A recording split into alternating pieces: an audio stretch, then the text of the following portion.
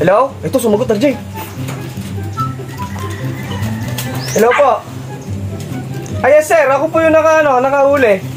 Red checkered po na may parang may mga pink-pink pa pong buntot sa Power Fix po ata magkain. Maria din lang sir. Sige po, pupunta po kami. I-send nyo na lang po exact na address ninyo, tapos pupunta kami. Or kung pwede naman po meet up. Sige sir, sige po. I-send nyo na lang po yung location at i-waste ko na lang po. At pupunta na rin po kami ngayon. Okay po, salamat po sir. Eto mga kalapatids, meron may nag-claim nung dagit natin, tagalan nito dito. Siguro mga 1 week na mahigit.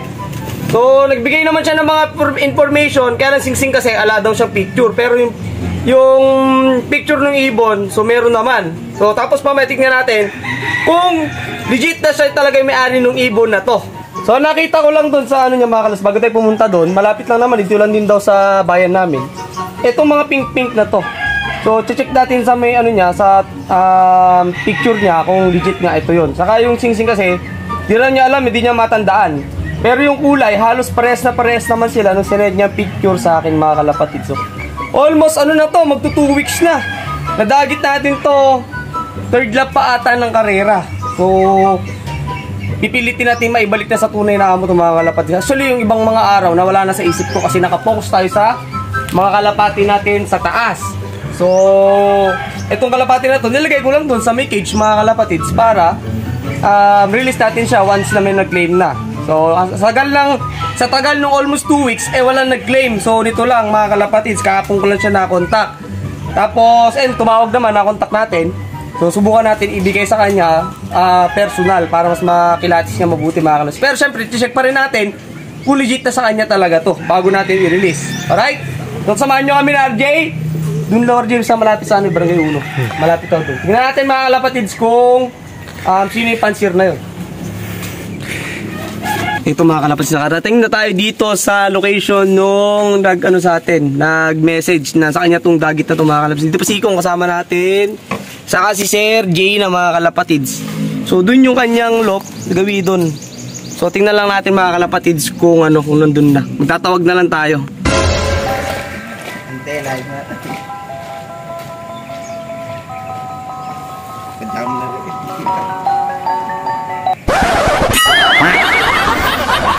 Ito mga kalapatids, andito na may service ni Sir kaso walang lumalabas na dito. Walang nalabas na nagkakalapati. Ang daming loop nyo. Ito, hinihintay lang natin mga kalapatids. So tinawagan ko. So malapit na naman daw dito. Ito yung kasi binigay na address. Hindi ko alam kung nasan yung loop niya rito. Dito naman yung service niya. May loop din dito. So kaya Sir Gina, tinan mo nga dyan.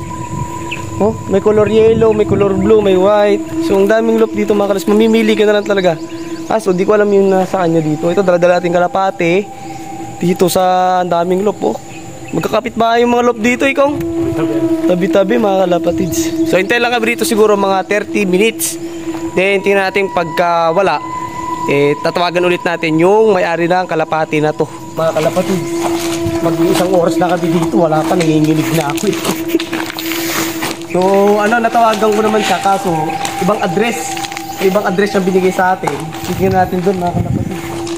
Kami po, iba yata yung loop na napuntahan natin. Loop ng mga tao. Tara na, let's go. Lipat tayo sa may so may binigay niyang isa pang address.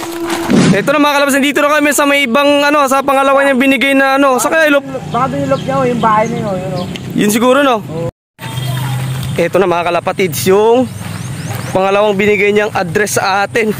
Grabe naman yung daanan dito. Ang sikip. Tayo natin mga kalapatids. Baka lumabas na siya dito. Ito na siguro. Ito. Mga kalapatids, ito yung location natin. Oh, grabe. Sa kaya loop niya rito. Pagod ako Hintay lang natin mga kalapatids. Baka pumunta na siya dito. So dito na kami mag-aabutan. Grabe naman dito para namang fish pan. Siguro tuliguan ng mga kalapati niya itong mga tao. Tapos dito, dito niya siguro nire-range yung ibon niya. Kaya yung loop niya, hindi ko alam kung nasan dito mga kalapatid. So, sinapakalawak Antay tayo mga 20 minutes or 10 minutes. Okay, sir. So, ayan mga kalapatid, sabay nitay namin may-ari nito, may re-release na natin itong dagit. Whew. So, sana sa kanya to mga kalapatid, ano? Para sa ganon, maibalik natin sa tunay na amo. O, ayan, gandang kalapati, oh. Kulay pa lang, panalo na. Oh. Ayan, quality talaga siya mga kalapatids. Naka-PHA pa yan, ha. 2024. Makapanlaban to ng norte mga kalapatids. Oh, quality, oh. So, ang ganda, ano? Kaya pinag-interesan agad di ikaw, kaso, hindi pwede mga kalapatids. Siyempre, may rules tayo sa loop natin na kapag may pumasok at may lumabas na kalapate, kailangan nating ipakita sa ating mga kalapatids na baka sa kanila or baka tumukod lang mga kalapatids, yan, pwede na natin maibalik sa tunay na may-ari. Para syempre gawin din sa atin once na tayo rin is nawalan mga kalapatids, ano. Yan, ang gandang kalapati, oh. Sana makabalik na sa tunay mong amo. So kanina mga kalapatids, medyo naguluhan tayo rin sa lugar. Parang cemetery yung napuntahan natin. So, baka tinitrip lang tayo nung ano na yun. So pangalawa, ito, pagbibigyan ko pa siya mga kalapatids, oh. Dito yung binigay niyang waste, tingnan natin kung dito pa rin yung ano, kung dito talaga. Pag hindi, i-release ko na rin dito, open dito. Ganda magbitaw dito ng kalapate, oh. Ayan, gitna tayo ng bukid. Diyos mo, marimar naman. Sir, magpakita ka na, ayan mo nga, eh. A few moments later. So ayan, maghapon na mga kalapatids. Ala na, pakainan na ng kalapate. Kailangan na natin ito release to. Ala na, hindi na nagano. Hindi ko na makakontak yung may-ari ng kalapate. So parang tinitrip lang tayo nun.